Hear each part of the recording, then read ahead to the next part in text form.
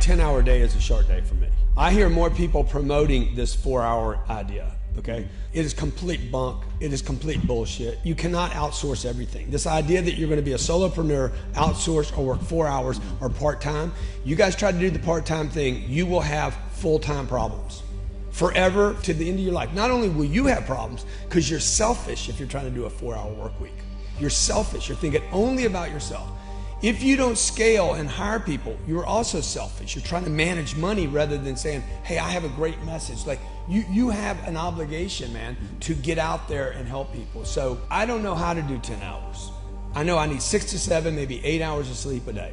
See, a lot of people say, look, man, Steve Jobs started his business in a garage. I think Cadillac's got a commercial where the Cadillac was created in a garage. Bill Gates started his business in a garage. Mark Zuckerberg started Facebook in a dorm. Everybody's like, oh my God, man, I can do this from home. None of those companies got big when they stayed in the garage or the dorm. Marky Z didn't make it until he moved to Silicon Valley and built a team. Okay, Google didn't become Google until they had a campus in Silicon Valley and they scaled to tens of thousands of employees. So you have to scale to be great. You should not be thinking about what you can live on. I made $8 grand this month, man.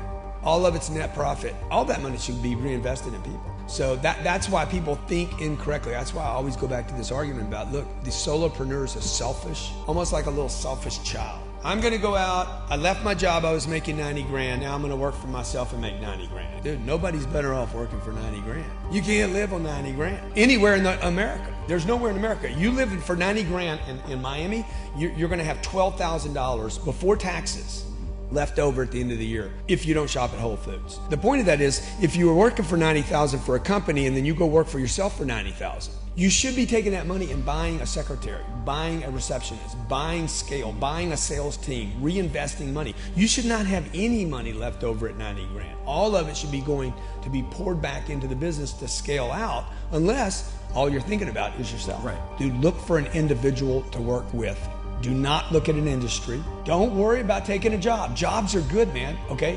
60% of all billionaires work for somebody else to get where they are. They didn't work for themselves. You do not need to do this. Find a vehicle to ride in. You don't have to be the driver. Find a vehicle where the owner wants to accelerate, has the fuel, they want to go someplace, they got a vision. That's what you want to do.